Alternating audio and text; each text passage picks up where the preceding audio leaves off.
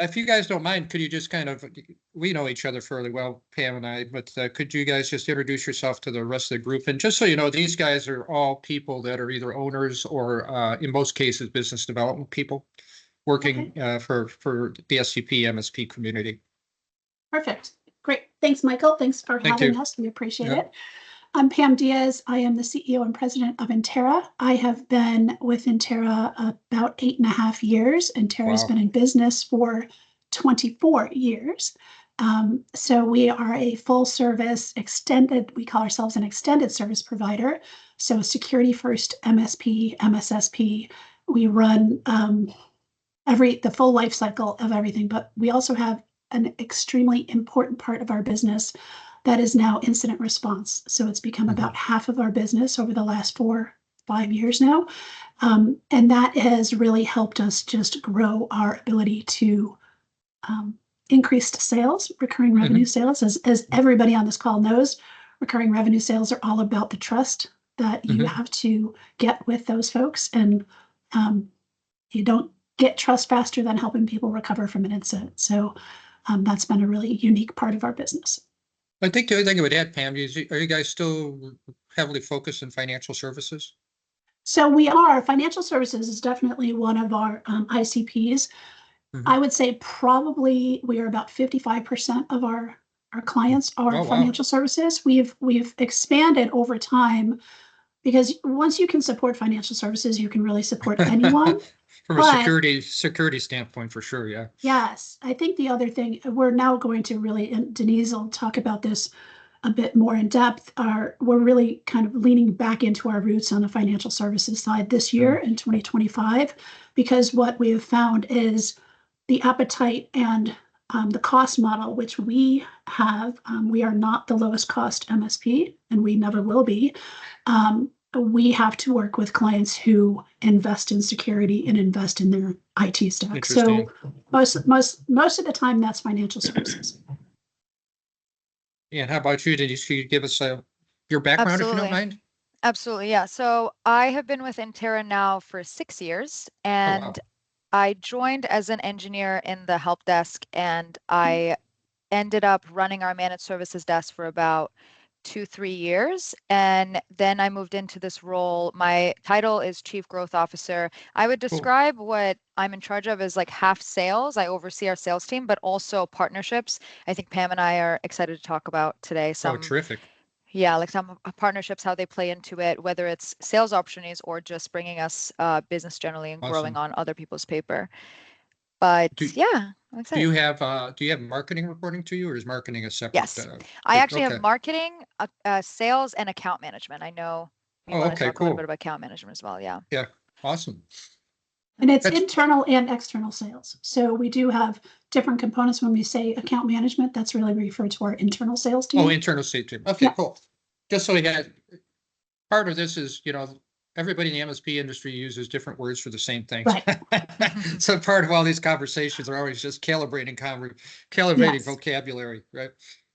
So to the extent you want to share, could you just give us like a sense of like what your growth rate's been over some period of time, Pam, whatever makes the most sense. Could be last year. Sure. So what I would share is that because our business has grown in such a unique way with that incident response world, which is not recurring revenue, but it's top line revenue nonetheless, right? So we basically doubled the size of our business in the last 5 years. But if you look at our recurring revenue, we've actually doubled our recurring revenue since, I would say, if you look back to 2020, we've almost doubled it to 2025. Yeah, the best, that's kind of like in line with some of the best people we have in our group, is kind of like basically doubling in size every 4 or 5 years. Yeah. Yep. And I guess the other question would be, I guess for Deniz too, is if you thought through particularly the MRR side of that, I guess, more than anything, in the past, particularly when you guys were focused on financial services, a lot of that was built through Pam's network. I was just curious if you kind of looked at the sources of new MRR revenue and kind of sales, the channels that you have, like what percentage of your new MRR came from outbound sales versus alliances versus inbound leads, let's call them those 3 categories. Yeah, that's a great question. So to your point, historically, our sales have grown entirely based on referrals, whether that's Pam Yeah, or our owner. And when you look, we were looking at some numbers in preparation of this call, and 2021 and 2022, 100% of all recurring that's what I revenue we thought. closed, yeah, was referral. In 2023, a notable 7% was actually not from referrals. It was from events that we had gone to Seven, and we met seven, people. 7%, you said, Morris? Yeah, 7%? Did I get that 7%. number? Wow.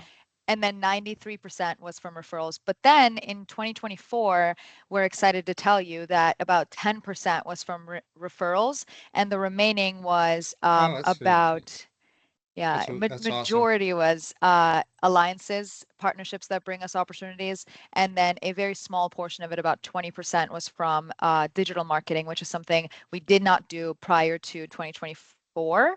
We hired a digital marketing firm, launched paid media campaigns for the first time, and that Oh, wow. contributed to some of our sales in 2024. And what was the percentage of that channel in 2024? 20% from digital marketing, Oh, 10% wow. from referral. Yeah. That's good. That's a pretty big Yeah. jump in digital marketing. So let's start there. Like, what did you get? We'll get to the bigger stuff in a minute. I could tell you guys were chomping on the bit to talk about alliances, but let me Yeah. just let me get the smaller ones out of the way first. So when you said digital marketing, what if you had to say what was the one or two things you did in digital marketing that created that big jump? Yeah, Was it's a was good it question. paid, or was it? It's definitely Uh, paid. It's definitely yeah, paid. And I'll be honest here, we were very lucky that we started. The first problem was everything is coming from referral. We need to create another channel. And we yeah, decided we're not doing anything for our own marketing. Everything we're relying on other people bringing us business. So we decided we're going to try digital marketing. We were very lucky that we did that in January, which gave us all of 2024 to see results yeah. because one, it took time. Two, it was a lot of money wasted on things that didn't end up working, campaigns that didn't end up working. And I think that's just a part of the song and dance of it. Like you I have know. to do Yeah, that investment. yeah. But probably our biggest success was working with a uh, digital marketing firm that was focused on MSP and cybersecurity firms. So they hit the Hmm. ground running with 5 campaign ideas, 3 of them which ended up being successful in creating recurring revenue opportunities for us. Of course, as it goes, those That's sales good. cycles lasted 3, 6 months, and we got to close 2 of them.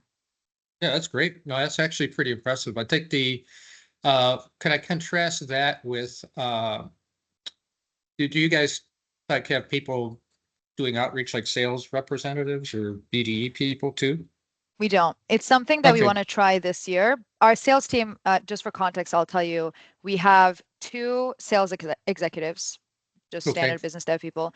We got 2 sales engineers, okay. and then we have 1 marketing person internally, and then we have about 3.5 account managers that are in charge of selling to our existing clients. But the moment you sell one thing to a client, obviously they become an existing client, so they get Yeah, transitioned to an account manager. So I think there's some overlap between external sales and inside sales as well. cool.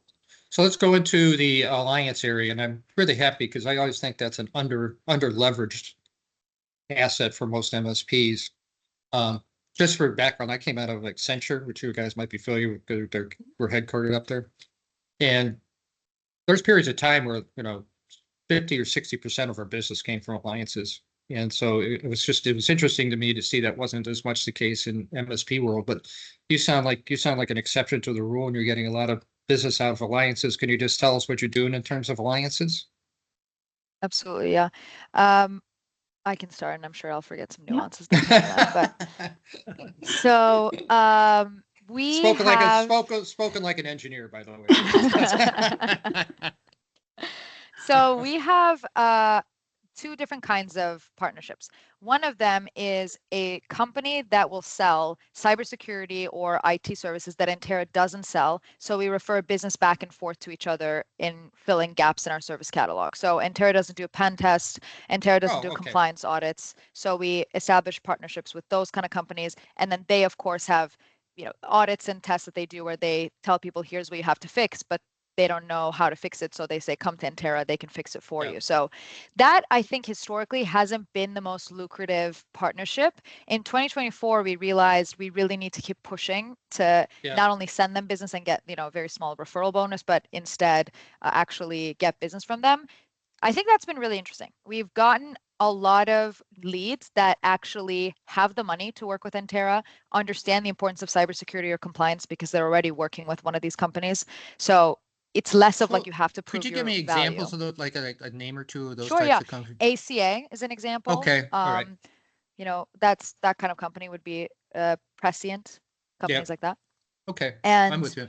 yeah, and that's been really interesting. I can't lie and tell you we've closed one client from this kind of partnership in 2024, so I Oh, can't lie and say it's been, but the amount of leads we're getting, I think has been really eye-opening in where we're getting stuck with closing some things. Can I ask one other question just for context, because I'm course. remembering back, Pam, so I just want to make Yep. sure. You also typically work for larger companies too, right? Is it co-managed like a pretty typical client, or is that, or am I So we misremembering that? absolutely co-managed is where I think we shine. So we Mhm. can absolutely fit in wherever a client needs us. But we also do SMB work, right? So we Okay. work with small companies. We try to have our ICP is 50 or above. Yeah. Just trying to look at that. But we do have some clients that are smaller than that, family office type clients. But those are, you're working with high net worth individuals that are Yeah. willing to pay a significant amount of money for their security. So And the reason I was asking the question in the context of alliances, the alliances cover both ends of that Yes. spectrum? Yeah, Yes. okay. So they cover both. Okay, I was just curious. Yeah, I Yes. think it really depends which partner that you're working with. Some of them get in front of larger clients, but I would say yes, yeah.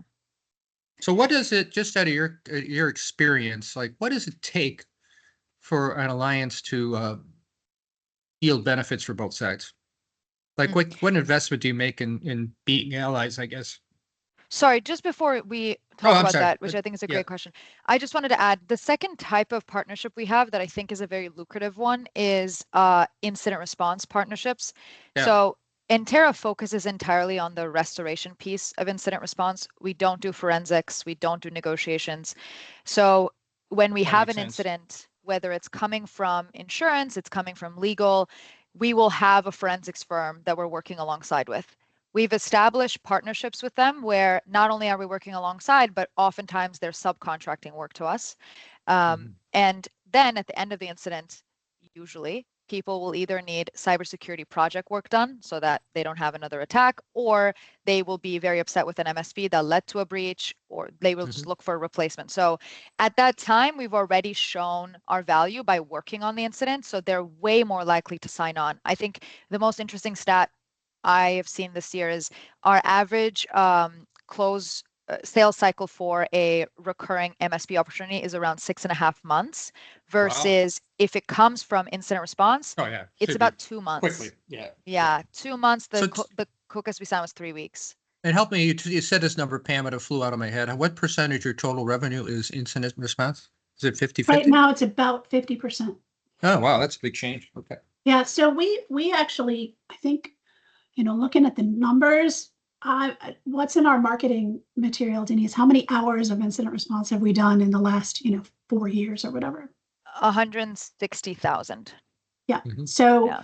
that is a significant amount of work that we get. I think one of the things that I want to point out about our partnerships take a lot of work and a lot of effort and a lot of energy. So prior to putting Denise into the seat last year, myself and Mike Bernetti were really running our partnership programs and just trying really hard to build and solidify those relationships.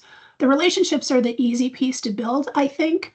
It's the framework around the partnerships and what you have to agree with each other. Where do you think you're going to be within 2024? How many hours are we going to bring you? How many clients are we going to bring you? Like all of those things. 100%. So Yeah. that is why I put Denise in this space and being the chief growth officer, not just over the internal and external sales, but over the partnerships, because she built a framework that is just solidifying, monthly Yep. meetings, the cadence, looking at 100%. metrics, where we're at. And that is where we're starting to really see the partnerships thrive in a much Yeah.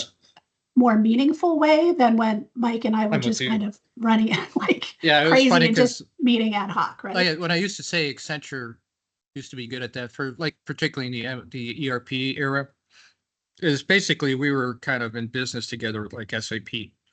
So like if you didn't have that kind of joint goal setting and joint KPIs and all that, my opinion is you don't really have alliance. You Right. have a referral relationship, Yeah. which is fine, but it's just different, right? Alliance means you're as invested in is your partner growing as you are in yourself growing. And you need to have those kinds of discussions.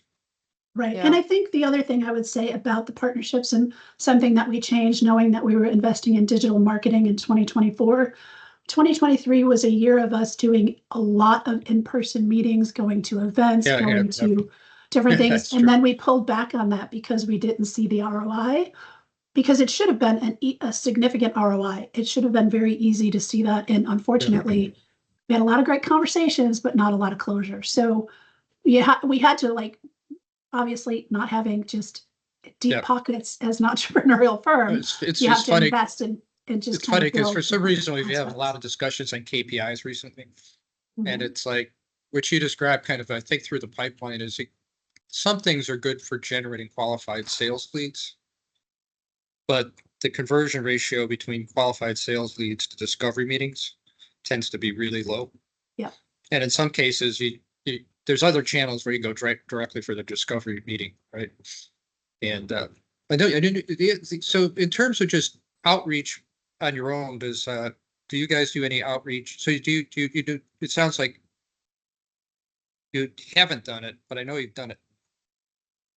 So in terms We've of like attend- Yeah, like prospect, way in the past, yeah, have people calling, stuff like that, or, Mm. we used to, a Yeah, that's long what I time thought. ago, we used to have somebody doing cold calling, and then we stopped that you 7 stopped years at, ago. you stopped at purely because it wasn't producing the results that you wanted to see, correct? Right, correct. Interesting. And I Interesting. think another aspect is something Pam touched on earlier. When we rebranded as a extended service provider, meaning we were going into Yeah, cybersecurity, I remember I that. think we widen our net of who we were going after. In incident Mhm. response, you see all in types of industries being hit and not just financial services, which led to us targeting Mhm. everyone. And when you have a wide net, it's very hard for your salespeople to know who to go after. So this year, at the end of 2024, we had a very dedicated exercise to say, let's go back and redefine our ICP. And a lot of it is just going back to our roots and financial services. And a second focus Yeah. for us is legal. But I think that is going to allow us to not necessarily cold call, but do a bit more proactive outreach for specific companies that we haven't done in years. I don't know Yeah. how successful it's going to be, and I'd be very excited to hear anyone's advice on what's worked for them. But I think we're going to start initially probably with digital marketing, going I after think, specific yeah. companies. I think what I found just in working, I've been doing this for a long time. I think what I found is that there's kind of two distinct categories. One is kind of like shortlist marketing, so shortlist business development, where you're going after some number of companies where you can make it really as personalized as possible, the outreach. And versus kind of like if you're going after a broader market segment, right? Is what I found is the cold calling part still works, but it's nowhere near what it used to be like in terms of yields. I know, Pam, you guys used to do pretty well actually with outcall.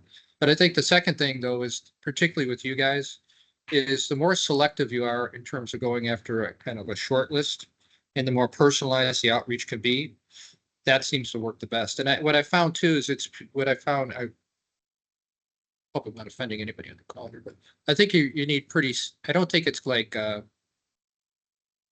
of like far outreach used to be. Like it's not a numbers game. You got to have you got to have pretty good people on the phone. Absolutely. Yeah, kind of. I think you used to have in the old days, but I was going to ask. So the other thing too is, I think what I heard you say, and I just want to calibrate it, is do we think that there's things like events like like Pam going out and making presentations or your senior team going out and making presentations? Do you think that's still part of what your Trying to outreach do. will turn into? Yeah, it's a really good question. Here's the thing. I think Yeah. we used to go to MES. I'm sure many of you have gone to MES. I think that if you have the time and the money to build relationships that won't turn into business in 3 years, but they might turn into business year 4, I think those events are great. If you look at the deals that we've closed, people actually, even if you don't talk to them for 2 years, they come back and they say, I know you remember, Yeah, you 100%. told us about this thing and we really like this one person we worked with. So I think ours was just realizing that we needed some U-turning to happen with this reliance on referrals. And that had to mean we scale back on some of these events. If you Yeah. are creating a marketing strategy that is 1 to 5 years, I think those events still make sense, and Entara might find ourselves there in 2026. I think for 2024 and 2025, we said, let's take the same funds, put them into digital marketing, recognizing there's going to be a That's heavier interesting. investment there, and then we'll revisit events. And the one kind of event that we do continue to do is incident response, because Yeah, that so makes sense. this is an interesting aspect of it too. I find that in the MSP space, even if people don't know your name, if you have good enough branding, if you have a great sales call, they might choose to trust you and work with you.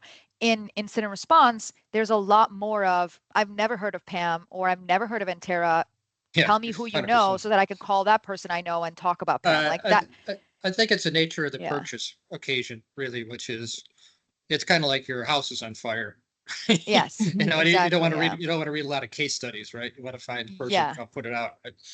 That's a good point. Yeah. It's like, who do I know and who are they going to tell me to call? Absolutely. So we do continue to do events there. We've done some Chicago-based events. We do some Yeah. events around conferences, because then you don't have to invest extra funds in actual travel, since we're a remote company. Yeah. But so far, that's our only strategy for 2025 And in then- terms of events. Stay on time. Then the other thing I was going to ask, because I think I know the answer, but I just want to make sure, is even though the amount of business that you got from Pam's networking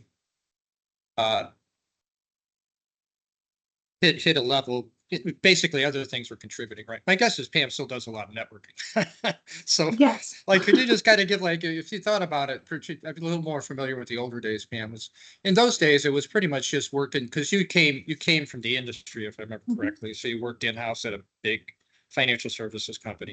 You Correct. came in, and I think you came in at a delivery role, if I remember correctly, right? Were you When I first came into Entara, I was the Yeah. president. were you the president? Okay. Yeah. So then, but so sales wasn't like your primary job, right? No, sales was not something I enjoyed or thought I was any good at. And I really, And that's all because different now, right? I do love sales now, but I actually realized the type of salespeople I didn't like, because I was the client for 27 years That's in the what it was, financial yeah. industry. So it's really easy to know what you don't want to be in your sales process. And I think we really had to tweak our process to make sure that we were being more relationship based and building that trust in different ways. So Yeah. I still network a ton. I still do. I still have time on my calendar every week Okay. to go through my LinkedIn. I don't Yeah. just accept LinkedIn message. Like, I want to know my connections, and I reach out. Yeah. How's your family? How's your son's baseball game? What this happened? Like, and I'm never asking for anything. I'm just Yeah. trying to keep that relationship solid. And I will say so I do the same thing with clients that may leave for one reason or another. I stay in touch with them. If people leave our clients, and let's say it's their CIO and they move to another company, I follow them and check in. Yeah. How are things going? And I would say in the last 60 days, Denise, I think we've had 3 of our former clients reach out to me to say they have now moved to a new location, or they have a referral for somebody. So now we have 3 really nice sized deals in our pipeline for Q1 based on just keeping relationships Yeah. current. I think the thing like people I work with that I want to make sure they do is they got to treat owner networking as a sales channel, Yes. right? So you got the whole thing, you got the time block, you got to list your working. What we found too is, Teresa could speak to it if the group is interested, but we even find that you could assign kind of helpers and automation to a certain extent to help you do stuff. I'm sure you're further down the pipe than we are with that. But to me, it's basically treating it as a sales channel. And then finding all the ways you can kind of automate the process. So it's not just you kind of, I'm old, so I remember the Rolodex days, right? So it's like you're just sitting at your phone with the Rolodex, the equivalent, whatever that is these days, I think one of the most important things that I do on LinkedIn, and I just, because I have so many connections, I am constantly just seeing what people are posting about, what's new in their business, what value add are they seeing. Yeah. And when you see someone celebrate that, whether it's reaching out separately, via text is the main way that I get people to respond. Even if you try to go through chat in LinkedIn, sometimes it works, sometimes it doesn't. I try to make sure I have a cell phone connection with somebody so I can reach out, and text. I get so much responsiveness via text Yeah. versus any other forum. So I know I was thinking about this total aside, but the other day was I literally never sent a text in my life until I got an iPhone. And now it's funny now how like text is like the preferred thing. Like, you feel horrible when somebody leaves you like a voicemail that you have to listen to. I know, like, why are you calling me? I don't want to talk to you. Just tell me what you need via text and we'll be fine. Life has changed. So can we, I think I wanted to see which one makes sense here. Let's go, can we go to the client account management side real quickly? Sure, yeah. So what are your expectations of can you tell me what the structure you have and what your expectation is of that group? Yeah, absolutely. So our account managers, I would say split their time 50-50 and 50% dealing with actual operational things that are happening with clients, but very serious 50% of their responsibility is to sell to existing clients. How we do that is of course, it's very important to not be salesy when they're already your client, or you're not going to have that trust, right? So the way we've approached that is we have annual road mapping. We have a team within our service delivery that does audits to build a strategic roadmap for our clients. And during business reviews, the account managers present that roadmap to the clients. And that's what generates, whether it's professional services projects or new services that we're launching in our catalog that make sense for that client. So very similar to how I approach external sales. In the beginning of 2025, for example, we'll set sales goals for our account management team. Obviously, they're much smaller when it comes to recurring revenue than our external sales team, but they're much higher when it comes to professional services than they are our external services team. External sales team. I'm with you. And then, so then can I ask you a question about the roadmaps is like, would you say the roadmap is it like a 50-page type conversation, or is it like a 5-page conversation? That's a great question. It's a 1-page conversation. It I was gonna has say even better. yeah, it's a nice presentation. We historically use my IT process for presenting the roadmap. We've since moved away from that this year, but it's basically just like 4 quarters, tiles in each quarter that tell you what we're recommending with a budgetary estimate attached. And if you get a soft, I'm interested in that from a client, that's when we dive in and we give them more details and maybe have a more dedicated conversation. But the initial presentation is like, we look at a slide and we talk about what the year may look like. One thing I think that's really helped with the roadmap, by the way, is we've incorporated things that aren't exciting, but they are going to have to pay for. Things like upcoming warranty renewals or contract renewals. So they have to see those things. They appreciate the fact that you're proactively approaching them about that. And then they have more interest in reading what other jazzy things may be on the same slide. Yeah, I'm with you. And I think what I try to decipher is whether you're really talking about a budget or you're really talking about a budget and a roadmap are slightly different. Like you're not getting into like, do you get into discussions about how much they're spending on like staff or, no, so it's all related to what we delivered. Yeah. It's just what's coming up in the future as spend. Yeah, I would say the one additional thing is we're basing it on risk and risk tolerance of what that client has, and we'll have those conversations. And we'll say these things that we're planning for 2025, 90% of them have to happen. Otherwise, you're increasing your risk. We need to talk about that. We try to make sure we have those conversations. We know when all of our clients do their budgeting. We try to make sure this is in their hands before they do their 2025 budgeting. Obviously, everybody knows if you don't do that, you're much less likely to get any of those projects because they haven't budgeted for them. So it's kind of like the old saying, like, I didn't have time to write you a short letter, so I wrote you a long letter. There's a lot of what I see in the MSP industry, particularly a lot of the business review tools, nothing against them. It just, I guess, depends on, sometimes there's like way too much stuff in them, right? Like it's like overwhelming amount of detail. Right. It seems you shouldn't be throwing everything at the wall to see what sticks. It needs to be concise. It needs to be focused. You are their strategic IT advisor.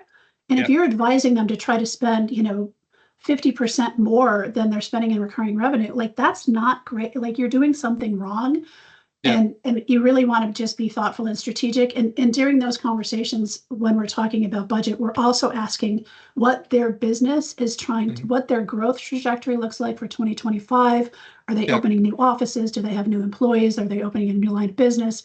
And trying to figure out how we can help in that space. And now that we have a business intelligence group that does AI, does automation, BPA, like we're also pulling those conversations forward, because no matter how much you continue to do the same things as an MSP or XSP, you change how you do things, and you have to make sure your clients know that you do all of these new things. Otherwise, they're going to go to somebody else. Yeah, it was fine. It's great you brought that up, Pam. I wanted to. That's obviously a priority for our group too. So the interesting thing is, you mentioned it's different, a different group, right? I think you do need specialized expertise in that area that you can't expect like a CAM to have, for example, right? Right. Does that, you guys found that experience? And then two is there's a difference between automation and AI, right? Yes. There's a lot of things in automation that are kind of low, like the classic example I give, and it might not apply to you guys because it's kind of low level, but it's like SharePoint. Right, just within your client base, you could find a ton of like workflow improvements that you could literally just do, replacing manual operations with. You guys might not have this in your portfolio, but still a lot of people do stuff manually. Still, there's a lot of integration points between applications that don't happen, right? So what we're trying to figure out is like, what is in that whole AI area and automation area, kind of what are the kind of lines of business or service capabilities that you need to bring. Have you guys cracked that code yet? Because we haven't. I think we're trying. First of all, I think you're asking a great and correct question. One of the conversations we had in our leadership meeting planning for 2025 was this business process automation and artificial intelligence is the next wave. It's like cybersecurity was the one before this, and I think we've humbly, may I say, jumped on that and I think delivered. But in the next wave, how do we become a part of this? And I think I'm not going to suggest that we know the answer because we're still new to it and we are still formalizing our service. You'll see, our goal this quarter is to do a lot of publication of marketing materials as well as webinars and things like that teach people about BPA and AI. And to your point, BPA and AI are completely different. But I think when you have a client that maybe doesn't know even how to approach the concept of automation and AI, they also just need someone to say all of these buzzwords that you know very little about. Let me guide you through what this could look like for your company, whether that's SharePoint or onboarding automation, or if it's like, hey, let me help your team learn how to use ChatGPT, that type of thing. But one thing that I think has worked, and I understand there's investment in developing any kind of new service, is, to your point, creating a new team that has the skill set to deliver this. Not to say our team, like our managed services team, for example, has a lot of interest in becoming automation engineers. It's very hard to tell them, oh, instead of elevating you to an automation role, we're actually going to start a whole new team. But I think you also have newfound credibility and this air of new that if the client's like, hey, we started a completely new team that's going to work with you on this, instead of the same guy you worked on your server issue is actually also going to help you figure out AI. Well, I think the other side, and we learned this in the ERP wave when it happened, was the importance of like training. Like when I was at Accenture, we used to treat the training department as kind of like second-class citizens. But when what you find is when you try to get somebody to do some big significant change, is the big hurdle is just human beings, right? And so I think having some kind of thought, I was thinking it would make sense just to start to train people in AI for their business, just so for our benefit, right? So to just learn. I think that's interesting you say that, Michael, because within our own team, one of the rocks for this quarter is having our CISO and the director of the BIA team handpicking about 10 people within our organization to sit with 100%. Them on a daily basis and say, okay, show me what you do, and I'm going to show you how AI can help you. And this is what we're doing. Because even myself, like I use it, but I'm probably not utilizing it as much as I can be. And same thing, Deniz, and all of us are doing that. So it's that training mechanism internally, and then you start to think of ways like, how can we do this with our clients? We've already done some of that with our existing clients, but it's getting everybody to think differently. I think, and training is a huge component of that. I think the other thing too is I think as consultants we kind of overshoot sometimes into wanting to do like radical transformation when things that might seem menial to us would be like radical to them in a sense, right? Right. I even think I think, and it's different in our environment than yours, but I just even thinking of teaching people how to automate using like Microsoft stuff, right? is probably of high value. I don't know if it'd be in the financial services industry, but I think the big thing is I think we gotta kind of get in there. And then what we learned at Accenture too was that what you want to do is to find one opportunity level, like improvement, and then go work with like one company, and then figure out how you take that same one to like Yeah. 5 companies, and then from 5 to like 15 companies, right? It was always searching for like the unique application that had the broadest market appeal and getting in Mhm. early. Agreed. I think that's great. Like we did do one AI project for an existing client, and now we're talking to the Yeah. rest of our clients because everybody uses Yeah. finance, right? Everybody does Yeah. contract review. Like Yeah. those are the type of things that you go, okay, now how do we rinse But and repeat I this? think over and it's a over? classic one we used to learn in the strategy arena was called "Don't boil the ocean." Mhm. Is like when you're trying to figure something out, you try to, and particularly for smart people, you try to like overthink it. And I think the other thing is let's find like one thing we can commercialize, or 2 things we Right. can commercialize, right? And let's get in and it's funny. I learned this with IBM too. What they did one year when they made their turnaround, they took all of their people out of the labs and gave them to customers, and say take all your like smartest people and put them resident in with your customers, and then that's how they got a lot of their identifying like next generation products was actually working hand in hand with customers, right? Getting people out of the lab. We're getting a little off the street. So I think we got about 5 more minutes or a couple more minutes. So I was going to say, does anybody in the group have a question? First of all, Denise, you should get to know Teresa. You guys would be kindred spirits. She's got the same, she's got the same scope of responsibility as you do, and you guys I would love to. would hit it off. I just She's want to also say I thought it was great. I mean, it's all Mhm. the stuff that you know about, but it's always good to hear it reinforced. Yeah. So I think it's awesome, and you I guys think seem like you're very dialed in. Like really focused, and I think the hyper focus is what makes you successful. Thank you. Thank you, Nick. Appreciate you saying that. Joe, I see your hand up. Yes, trying to be polite. Yes, very nice. Pamela and Denise, I think you're doing a great job. Thank you for sharing Joe, your don't be insight. polite. What are you talking Invaluable. It's my nature, unfortunately. My question is regarding the digital marketing. I'm curious what type of, or what amount of budget you found was really required to Really. meet the goals. That's a great question. I would tell you that we initially started, the fees we pay our digital marketing firm are around 10 grand a month. And that's for them to create materials in addition to actually create the campaigns, adjust the campaigns based on performance. Now, I think that's a reasonable amount. I would not, they would have been in this specific company that we're working with, and they're great. Their name is Beacon. Let me know if you want an intro, but they're great. They definitely would have been eliminated if they were any more expensive, because they were definitely on the more expensive side of the companies that we're looking at. But the actual, I think, question is how much are you going to spend on a monthly basis on your paid media campaign? Right Yeah. now, we are only spending about 8 grand a month.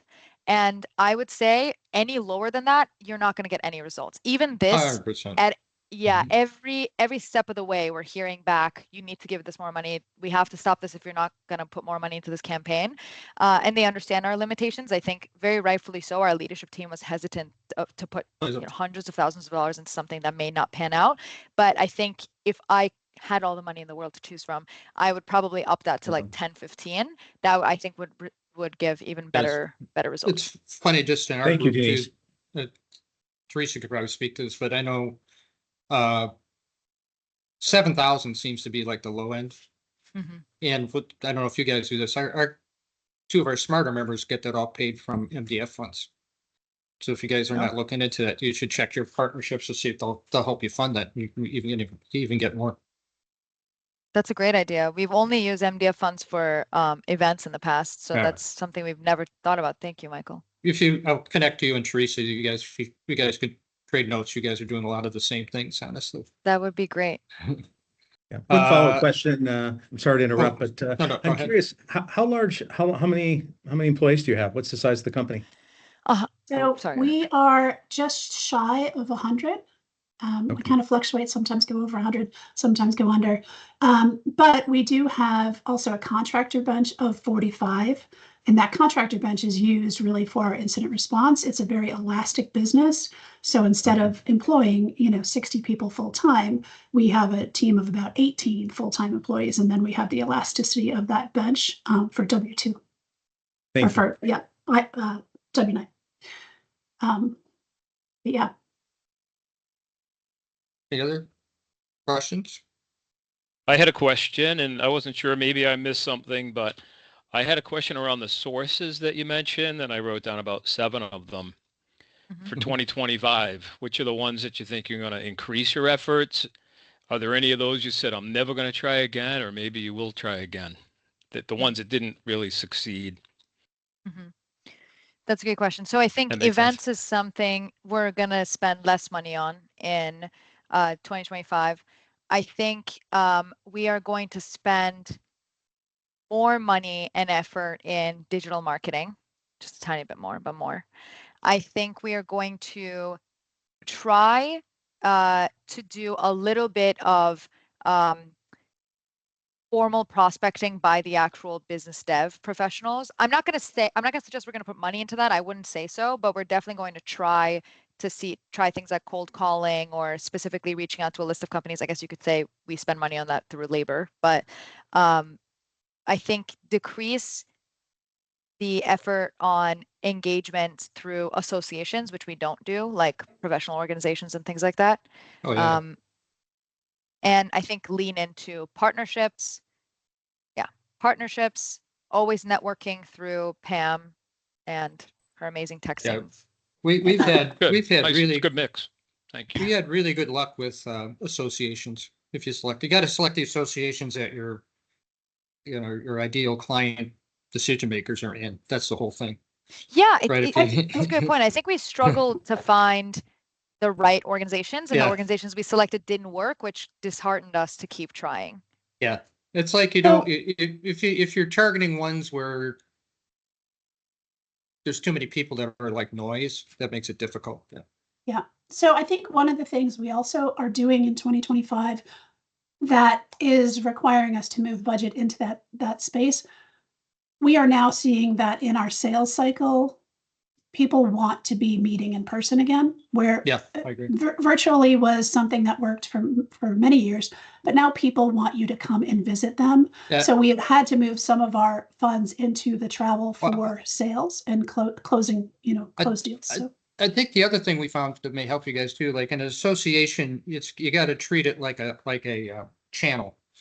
In a Yeah. sense, like you don't just treat it like a series of meetings or like networking, right? It's like, here's all the members, here's the members we're going to contact, we're going to try to, here's who we're going to try to meet in conjunction with a meeting. It's like, you got to be in touch with them like all the time. Right. But we find a lot of our guys are getting a lot of business from presentations at meetings now. Tim? Yes, Somebody have a- just a quick question. Can you, or can somebody send out to the group how you do how the reimbursement process works? For what? I thought somebody brought that up for like the marketing and events. Like MDF? Oh, Yeah, yeah. that would be awesome, Yeah. actually. We'll send it. We got a webinar on that specifically. I can send to you, Tim. Thank you. One of our guys, Brian Miller, is the king of MDF funds. Yeah, Brian's We're great. very new to MDF, but I think the most interesting aspect that I've seen is how differently different companies approach MDF. Correct. Some companies, they ask you a question and a half and here's some money. And some of them are like, hey, can you make sure that I know the names of the 7 people that will buy things from you after this event? Yeah. There's No. a lot, wide range. Yeah, that's part of it is I can help. I can connect you with some of our people that are particularly adept at it. That's great. I love that idea. All right, my friends, does anybody else have a question before we wrap up? We promised to be out here right at 2:45. So I know Pam's got things to do. So does Deniz. So Unless there's a last question, I just wanted to thank you two for your time, and I always have it's always fun to have a webinar like this where somebody's doing really well. And we can kind of we can see like where do ideas kind of coincide and where can we help each other kind of enhance them. Right. Yeah, I wanted to say something too that I just want to thank you guys a lot. Really informative. I'm not new to sales, but I'm definitely new to this arena. So this is really, really, really helpful. I really appreciate it. Oh, Thank glad. you. Really glad to hear it. Yes. Agreed. Thank you very much. Well, All thank right, you my for friends. having us. We appreciate Yes, well, thank it. you. And we'll Great follow up, job, but we're thank going to you. try to get this recording from these guys, and I'll post it on our YouTube channel. So thank you so much. Once Thank again, you. thank you very much. Very, very Take helpful. care. Bye. Bye-bye.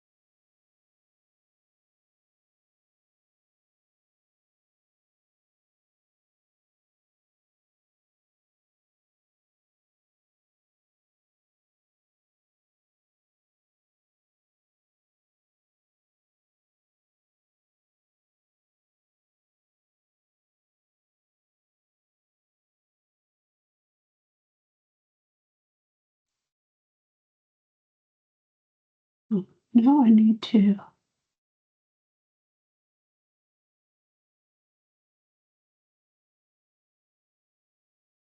Did it work? I'm trying to remove from meeting. Oh, perfect. Okay, bye. Okay, bye.